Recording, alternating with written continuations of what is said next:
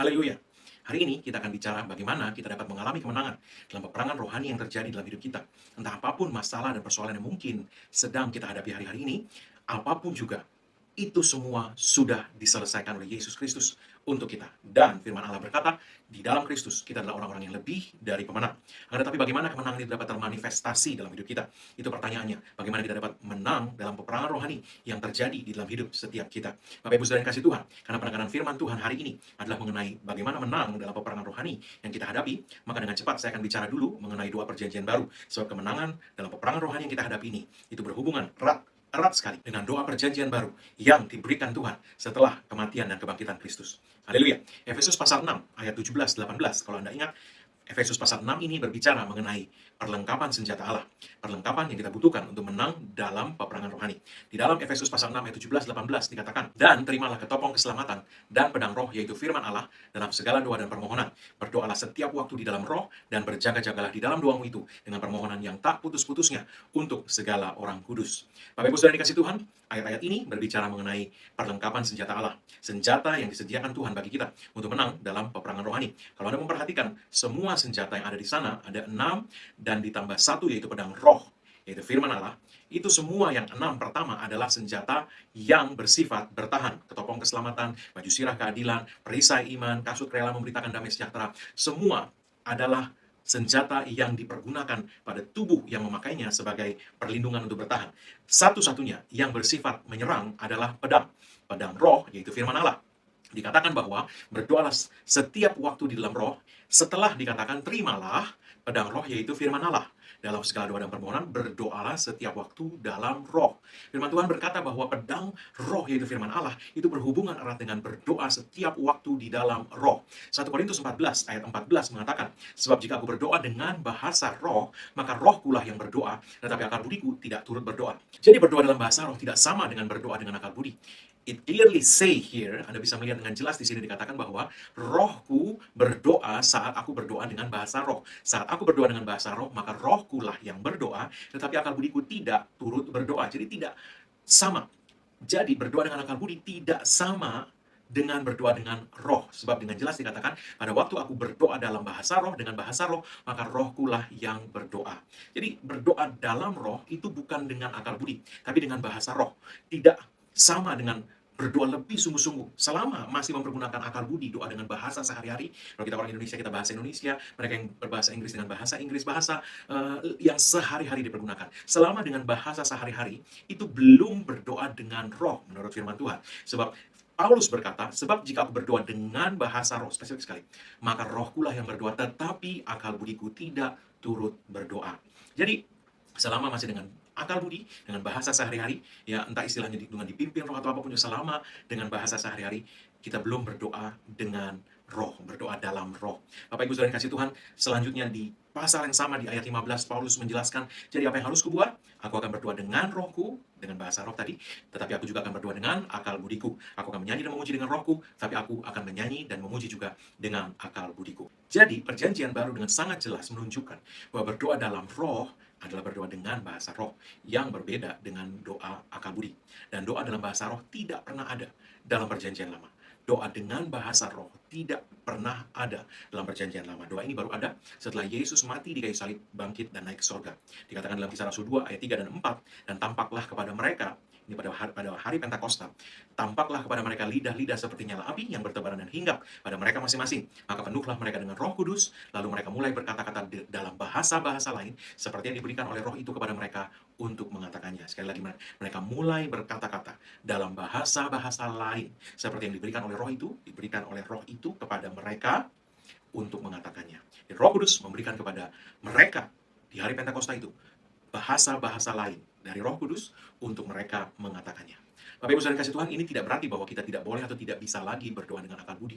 Akan tetapi perjanjian baru jelas mengatakan bahwa yang kita lakukan setiap waktu adalah berdoa di dalam roh, yaitu dengan bahasa roh. Tadi dikatakan, kalau Anda masih ingat, kita buka dengan Efesus 6, dikatakan berdoalah setiap waktu di dalam roh. Berdoalah setiap waktu di dalam roh. Ini ada dalam koridor, ya, perlengkapan senjata Allah. Berdoalah setiap waktu di dalam roh. Jadi Bapak Ibu Saudara kasih Tuhan, apa yang akan terjadi ketika kita berdoa dalam bahasa roh? Ya, ini akan membawa kemenangan dalam peperangan rohani kita. Tapi bagaimana itu bisa terjadi? Kita akan lihat apa yang firman Tuhan singkapkan.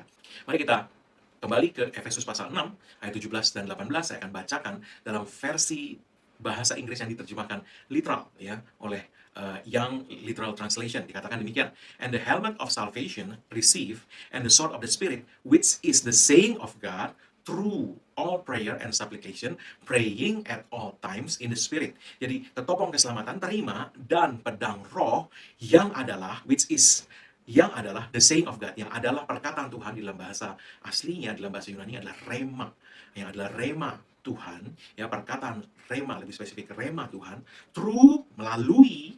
Jadi terimalah pedang roh yang adalah rema Tuhan melalui all prayer and supplication, segala doa dan permohonan, praying at all times in the Spirit, melalui segala doa dan permohonan, berdoa setiap waktu di dalam roh. Jadi dikatakan melalui berdoa setiap waktu di dalam roh, kita menerima perkataan rema Tuhan yang adalah pedang roh. Pedang roh kita terima, rema Tuhan kita terima ketika kita berdoa di dalam bahasa roh. Sekali lagi, ini adalah satu-satunya perlengkapan senjata yang sifatnya adalah ofensif atau menyerang. Dan kita menerima senjata menyerang ini lewat berdoa di dalam bahasa roh. Mari kita lihat nubuatan Yesaya mengenai akhir zaman ini di dalam Yesaya 59 ayat 21. Ya, apa hubungannya pedang roh ini, berdoa dengan bahasa roh ini dengan kemenangan dalam peperangan rohani? Yesaya pasal 59 ayat 21 sampai 60 ayat 3 ya. Ingat bahwa teks asli Alkitab itu tidak ada penomoran pasal dan ayat. Ini nyambung sebenarnya ya. Hanya di Alkitab modern itu diberi penomoran pasal dan ayat supaya kita lebih mudah menemukannya. Nah, Bapak Ibu Saudara yang kasih Tuhan, di ayat-ayat ini dikatakan, ini nyambung ya, ingat dari 59 ayat 21 ke 60 ayat 3 ini sebenarnya bersambung. Dikatakan demikian, adapun aku, huruf besar, kata Tuhan, inilah perjanjianku dengan mereka, firman Tuhan. Rohku yang menghinggapi engkau, dan firmanku yang kutaruh dalam mulutmu, tidak akan meninggalkan mulutmu, dan mulut keturunanmu, dan mulut keturunan mereka, dari sekarang sampai selama-lamanya, firman Tuhan. Kemudian setelah dikatakan rohku yang menghinggapi engkau dan firmanku yang kutaruh dalam mulutmu tidak akan meninggalkan mulutmu. Jadi ada dua hal ya, yang ditaruh Tuhan tidak akan meninggalkan mulutmu, ya, yang dikatakan tidak boleh dibiarkan meninggalkan mulut, itu adalah yang pertama adalah rohku yang menghinggapi engkau, dan yang kedua adalah firmanku yang kutaruh dalam mulutmu. Kalau Anda mengingat tadi, dikatakan bahwa ketika kita berdoa di dalam bahasa roh, maka kita menerima rema, firman Tuhan. Ya, nah dikatakan di sini, rohku yang menghinggapi engkau dan firmanku yang kutaruh dalam mulutmu tidak akan meninggalkan mulutmu. Ya, jadi waktu kita berdoa dalam bahasa roh, kita menerima rema Tuhan. Ini jangan meninggalkan mulut kita, baik doa dalam bahasa roh maupun firman Tuhan tidak meninggalkan mulut mereka. Apa yang akan terjadi? Ayat 1 pasal 60 mengatakan, bangkitlah menjadi teranglah sebab terangmu datang dan kemuliaan Tuhan terbit atasmu. Bangkitlah menjadi teranglah sebab terangmu datang dan kemuliaan Tuhan terbit atasmu. Sebab sesungguhnya kegelapan menutupi bumi dan kekelaman menutupi bangsa-bangsa, tapi terang Tuhan terbit atasmu. Dan dalam bahasa Inggrisnya itu bukan terang Tuhan, tapi the Lord will rise over you. Tuhan sendiri akan bangkit atas Anda, dan kemuliaannya menjadi nyata atasmu. And His glory will be seen upon you. Dan kemuliaannya akan terlihat atasmu. Dalam bahasa Inggris dikatakan demikian. Akibatnya bangsa-bangsa berdiri datang kepada terangmu, dan raja-raja kepada cahaya yang terbit bagimu. Jadi firman Tuhan ini mengatakan bahwa rohku yang menghinggapi engkau dan firmanku yang kutaruh dalam mulutmu, itu tidak meninggalkan mulutmu. Ingat tadi dikatakan apa? Berdoalah setiap waktu di dalam roh. Maka engkau akan menerima rema, firman Tuhan.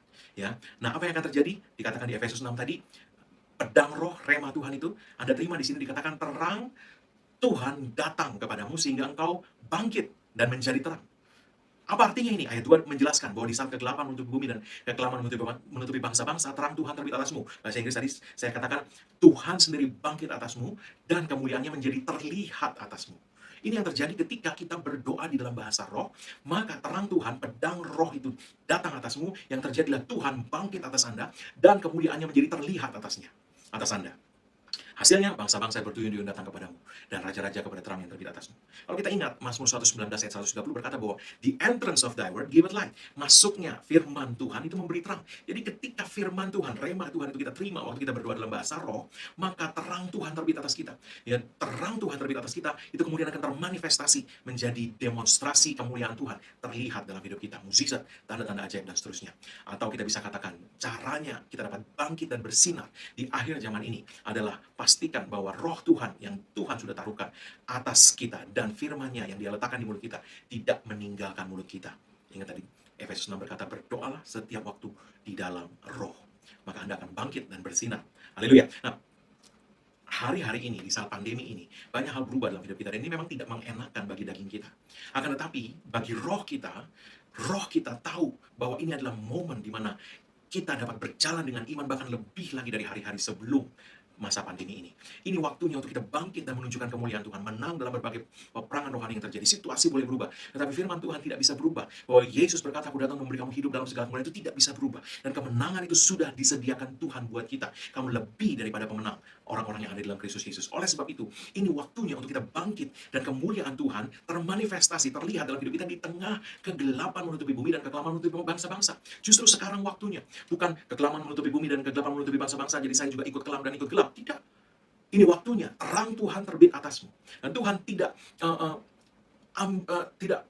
secara tidak jelas mengatakan itu. Dia jelas mengatakan, inilah perjanjianku dengan kamu. Rohku yang menghinggapi kamu dan firmanku yang kutaruh dalam mulutmu tidak meninggalkan mulutmu.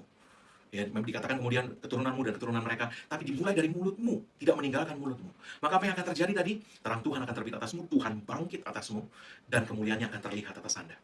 Bapak Ibu Saudara dikasih Tuhan, saya teringat bertahun-tahun yang lalu ketika istri saya keguguran di kala kehamilan pertama. Dia menangis, dan ini memang sesuatu yang sangat menyakitkan. Dan saya ingat bahwa selama itu dia hanya berbaring di tempat tidur, menangis sambil berdoa dalam bahasa roh.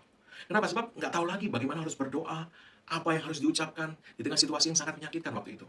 Bapak Ibu Saudara kasih Tuhan, entah berapa lama, mungkin sekitar setengah hari, dari pagi sampai sore, tapi tiba-tiba saat sedang berbaring di tempat tidur dan menangis sambil berdoa dalam bahasa roh itu, tiba-tiba istri saya duduk, dan perkataan rema Tuhan tiba-tiba meloncat dari mulutnya, dan dia berkata sebuah deklarasi rema dari Tuhan. Dia ucapkan, yang kemudian dia sendiri heran, kok bisa mengucapkan itu dan kok berani yang mengucapkan kalimat seperti itu. Ya, dia berkata, dengar iblis, apa yang kamu lakukan untuk menghentikan saya melayani Tuhan tidak bisa berhasil. Saya akan tetap melayani Tuhan. Saya tidak kecewa dengan Tuhan. Dan kamu lihat, dia bilang, kamu lihat, tahun depan saya sudah punya anak 2. Bapak Ibu Saudara kasih Tuhan, ini baru keguguran. Dan secara medis sebelum bisa hamil lagi, itu harus tunggu 3 bulan. Berarti harus tepat sekali setelah 3 bulan, langsung hamil. Harus tepat, begitu 3 bulan lewat langsung hamil, dan hamilnya juga harus kembar. Karena tahun depan sudah punya 2 anak, bagaimana mungkin? Ya, bagaimana bisa memastikan itu semua terjadi? Tepat 3 bulan, hamilnya juga harus kembar, bagaimana bisa? Tapi firman Tuhan tadi berkata apa? Ketika kita berdoa dalam bahasa roh, tidak meninggalkan mulutmu, maka perkataan rema dari Tuhan, pedang roh itu, diberikan Tuhan. Apa yang terjadi? Tuhan bangkit atasmu, dan kemuliaannya menjadi nyata. Tuhan yang berperang. Tuhan yang memastikan itu semua terjadi. Kemuliaan Tuhan yang bekerja. Itu yang firman Tuhan tadi katakan. Dan apa yang terjadi? Singkat cerita, rema itu diucapkan istri saya tanggal 29 Juli. Dan tepat 29 Juli tahun berikutnya, anak kembar kami lahir. Haleluya. Bapak Ibu Saudara kasih Tuhan, saya mau mengatakan ini dengan sangat jelas, bahwa ketika kita berjalan sesuai dengan apa yang firman Tuhan katakan, kita akan melihat hal yang ajaib terjadi, karena itu yang Tuhan katakan. Tuhan berkata, terang Tuhan terbit atasmu, kemuliaannya menjadi nyata atasmu. Bahasa Inggrisnya, Tuhan akan bangkit atasmu, dan kemuliaannya akan terlihat atasmu.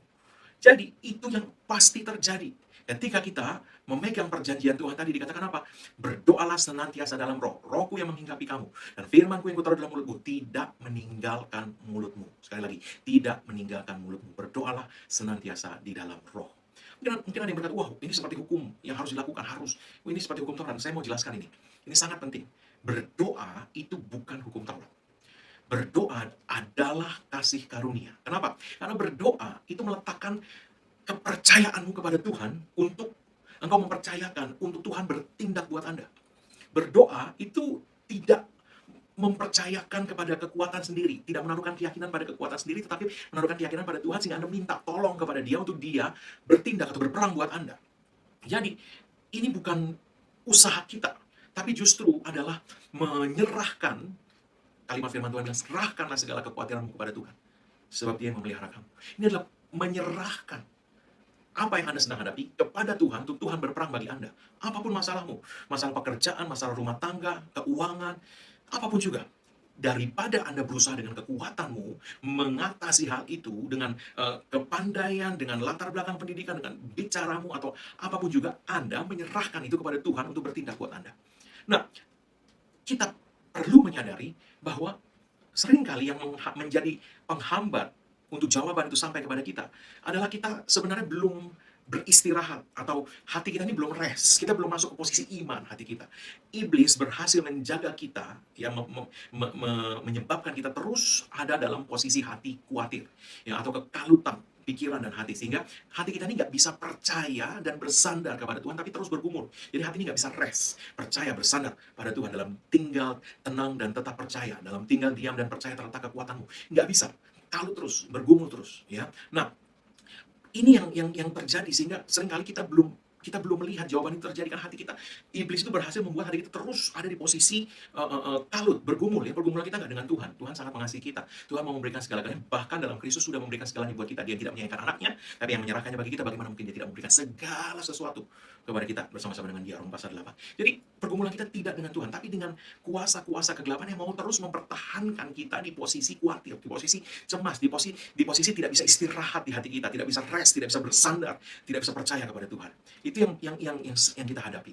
Dan doa itu adalah, saya pakai kata obat, ya, yang membawa kita dari posisi yang tidak bisa istirahat itu masuk ke dalam istirahat. Ya, itu sebabnya doa itu adalah eh, adanya di dimensi kasih karunia, adanya di wilayah kasih karunia. Sebab doa itu memindahkan kepercayaan kepada diri sendiri untuk berjuang mendapatkan apa yang kita perlukan, memindahkan itu kepada Tuhan, mempercayakan kepada Dia untuk bertindak. Doa adalah kita istirahat, minta Tuhan berperang buat kita. Itu adalah kasih karunia. Dan Tuhan itu senang membela dan berperang bagi anak-anaknya. Keluaran 14 ayat 14 itu berkata, kamu akan diam saja. Bahasa Inggrisnya, you shall hold your peace. You shall hold your peace, artinya kamu pegang teguh damai sejahteramu. Kamu jangan kalut. Kamu pegang teguh damai sejahteramu. And the Lord shall fight for you. Dan Tuhan akan berperang bagi kamu. Peperangan rohani kita adalah peperangan iman. Jaga imanmu, jaga damai sejahteramu, pertahankan, pegang teguh damai sejahteramu, sebab Tuhan akan berperang bagi kamu. Itu yang penting. Jadi doa ini ada di dimensi kasih karunia. Doa bukan suatu usaha. Doa adalah kita istirahat, memindahkan kepercayaan kita tidak pada diri sendiri lagi, tapi pada Tuhan, menyerahkan untuk Tuhan berperang buat kita. Nah, Bapak Ibu Saudara kasih Tuhan, itu sebabnya di dalam hukum Taurat Anda tidak temukan satu pun perintah yang memerintahkan Anda untuk berdoa. Kamu harus berdoa, nggak ada. Tidak ada perintah dalam hukum Taurat untuk kita berdoa. Semua yang ada dalam hukum Taurat itu bicara mengenai performa manusia. Kamu nggak boleh ini, kamu nggak boleh ini, jangan mencuri, jangan membunuh, kamu nggak boleh ini, kamu nggak boleh ini. Ini bicara performa kita. Tidak ada satupun yang berkata, percayalah pada Tuhan dan berdoalah kepadanya, nggak ada. Anda lihat, 10 hukum Taurat itu tidak ada satupun yang memerintahkan Anda untuk percaya kepada Tuhan dan berdoalah kepada Dia. Percayalah kepada Dia, serahkanlah kekhawatiranmu, biarkan Dia berperang. Nggak ada. Ya, itu hanya ada di bawah kasih karunia. Bapak Ibu Saudara kasih Tuhan, jadi ketika Anda berdoa dalam bahasa roh, Anda itu masuk ke dalam kasih karunia-Nya Tuhan. Semakin Anda berdoa, semakin Anda menempatkan diri di bawah kasih karunia. Semakin Anda menaruhkan kepercayaanmu pada Tuhan. Saat Anda mulai berdoa dalam bahasa roh untuk suatu persoalan, misalnya keuangan atau keluarga, Anda berkata, Tuhan, rohmu tahu bagaimana mendoakan masalah yang aku hadapi ini. Aku tidak tahu bagaimana sebenarnya harus berdoa untuk hal ini. Roma 8 ayat 26-27 ya. Jadi tolonglah saya berdoa, Roh Kudus. Anda kemudian mulai mendoakan hal itu dalam bahasa roh. Ya, dengan kata-kata yang Kisah Rasul 2 tadi katakan diberikan oleh roh itu untuk mereka mengatakannya. Ketika Anda mulai mendoakan itu dalam bahasa roh, ada waktunya. Anda mungkin melihat, mengalami peperangan rohani, ya, perlawanan dari iblis yang mau merebut damai sejahteramu dan menghentikan Anda dari berdoa dalam bahasa roh. Jangan berhenti. Anda tahu mengapa iblis mau Anda berhenti berdoa dalam bahasa roh? Ya, karena kalau Anda berdoa dalam bahasa roh, sesuatu yang ajaib terjadi di alam roh. Ya, Yesaya pasal 41 ayat 15-16 mengatakan begini, sesungguhnya aku membuat engkau menjadi papan pengirik yang tajam dan baru, dengan gigi 2 jajar. Engkau akan mengirik gunung-gunung dan menghancurkannya, dan bukit-bukit pun akan kau buat seperti sekam. Engkau akan menampi mereka, lalu angin akan menerbangkan mereka, dan badai akan menyerahkan mereka. Tetapi engkau ini akan bersorak-sorak di dalam Tuhan, dan bermegah di dalam Yang Maha Kudus Allah Israel. Dikatakan gigi 2 jajar, aku akan membuat engkau menjadi papan pengirik yang tajam dan baru, dengan gigi 2 jajar, engkau akan mengirik gunung-gunung dan menghancurkannya. Ingat, Yesus pernah bicara soal gunung. Bicara kepada gunung, beranjak tercampak ke dalam laut. Ya, gunung ini bicara apapun masalah persoalan besar yang Anda hadapi. Ya, Yesus bilang, beranjak tercampak ke dalam laut. Di sini, ini bicara gunungnya. Engkau akan mengirik gunung-gunung dan menghancurkannya. Bagaimana?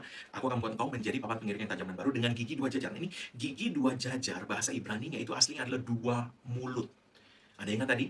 Waktu Anda berdoa dalam bahasa roh, itu adalah apa yang diberikan roh itu kepada mereka untuk mengatakannya. Jadi perkataan Roh Kudus diberikan kepada mereka untuk mereka mengatakannya. Jadi ada 2 mulut yang bicara pada waktu Anda berdoa dalam bahasa roh. Roh Kudus memberikan kata-katanya kepada Anda dan mulutmu mengatakannya. Dua mulut. Apa yang terjadi? Firman Tuhan berkata, engkau akan mengirik gunung-gunung dan menghancurkannya. Mengirik gunung-gunung. Mengirik itu proses apa namanya? Di zaman zaman Alkitab dulu ya, itu orang mengirik itu artinya dia memisahkan apa namanya gandum ya dari kulit pembungkusnya. Itu gandum itu ditumpuk ya di tengah tempat pengirikan menjadi seperti gunung begitu, kemudian ada alat pengirik yang berputar di sekelilingnya, di sedikit-sedikit itu gunung itu dikirik gitu ya, itu akan apa namanya dilindas dengan alat pengirik sehingga akhirnya terbuka ya, terlepas kulit pembungkusnya dari gandumnya, dan kemudian gandum itu ya itu keluar dari pembungkusnya dan kulitnya kemudian akan apa namanya ditampi ya, sehingga kulitnya itu yang lebih ringan dari si gandumnya itu akan tertiup angin ya. Nah, dikatakan kau akan mengirik gunung-gunung ya, mengirik gunung-gunung. Bagaimana dengan gigi dua jajar tadi? Ketika Anda berdoa dalam bahasa roh, kau akan mengirik gunung-gunung dan menghancurkannya. Ingat bahwa proses mengirik itu tidak cepat ya, dia keliling-keliling, tapi apa yang terjadi? Waktu Anda keliling itu, gunung itu tergerus. Ya, kadang kita berhadapan dengan situasi di mana kita sudah berkata-kata kepada gunung. Markus 11:23 tadi ya, Yesus berkata itu bicara kepada gunung, beranjak tercampak ke dalam laut. Jangan bimbang, tapi percaya bahwa apa yang kita katakan akan terjadi. Seringkali segera terjadi, tapi kadang kita bicara pada gunung masalah, tapi kita masih belum lihat manifestasinya. Ini senjata yang Tuhan berikan. Gigi dua jajar ini tadi. Pengirik, Tuhan membuat Anda menjadi pengirik dengan gigi dua jajar. Waktu Anda berdoa dalam bahasa roh, engkau mengirik gunung-gunung, apa yang terjadi? Ya, itu Anda seperti menggerus gunung itu terus keliling, waktu Anda keliling itu digerus, digerus dan digerus sampai akhirnya gunung, dikatakan gunung itu menjadi bukit ya. Dikatakan engkau akan mengirik gunung-gunung dan menghancurkannya, dan bukit-bukit pun akan kau buat menjadi seperti sekam. Sekam itu kulit membungkus gandum itu tadi ya. Nah, jadi dari gunung Anda kirik ya, itu tergerus jadi akhirnya jadi bukit lebih kecil. Anda terus kirik ya, nah yang terjadi adalah di akhirnya menjadi sekam, jadi seperti kulit pembungkus gandum yang sudah copot, yang kalau kena angin tertiup dan lenyap. Ya.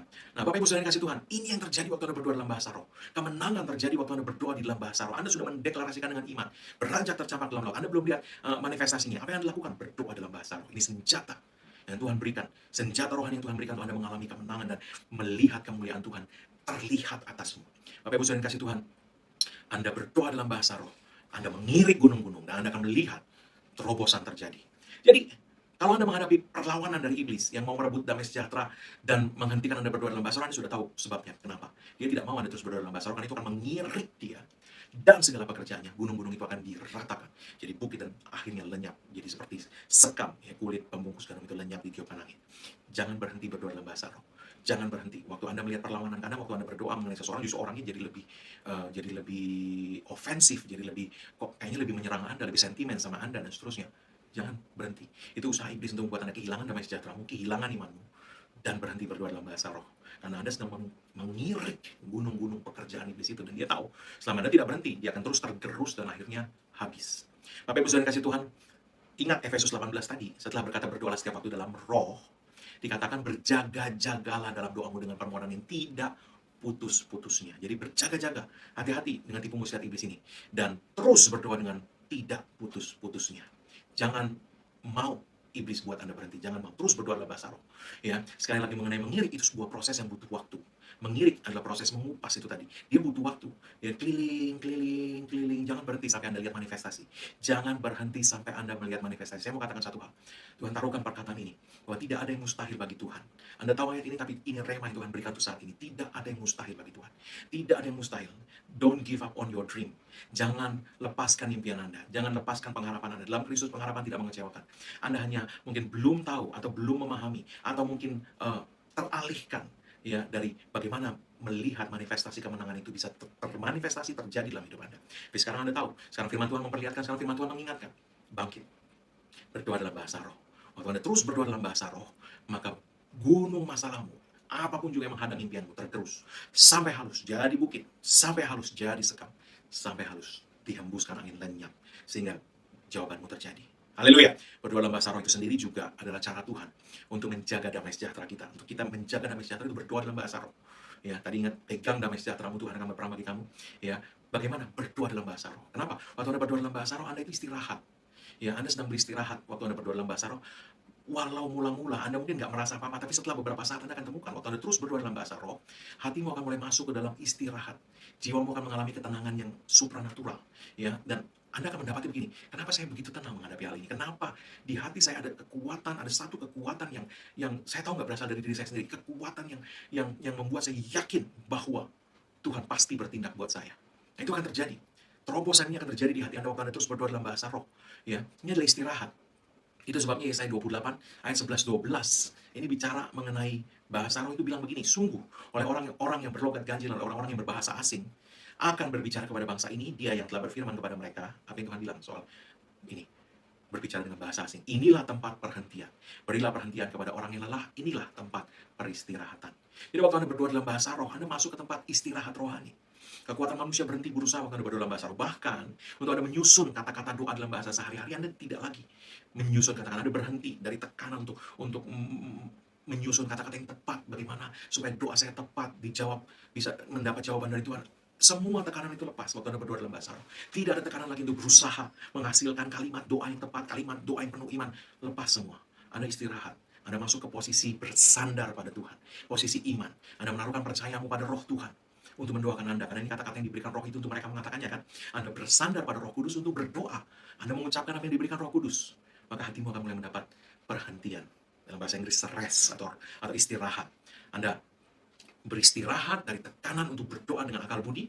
Anda beristirahat dari segala usaha untuk mendapatkan jawabanmu. Roh Anda bersandar pada roh kudus untuk memberikan kata-kata doa. Roh memberikan kata-katanya, Anda mengucapkannya. Jadi dua mulut itu tadi. Ya, dan hati kita masuk dalam istirahat rohani yang namanya iman. Waktu Anda rest, the moment, waktu itu, mukjizatmu terjadi. Kesembuhanmu terjadi. Terobosanmu terjadi. Nah, karena ini proses mengiring itu tadi, ya. Kadang-kadang orang itu nggak menyadari bahwa itu sebenarnya terjadi karena beberapa waktu yang lalu Anda sudah mulai berdoa dalam bahasa roh. Mungkin tubuhmu sakit atau bagaimana, terus beberapa waktu Anda berdoa dalam bahasa roh, Anda mulai mengalami perbaikan kondisi tubuh, Anda mulai mengalami rasanya lebih kuat, lebih segar.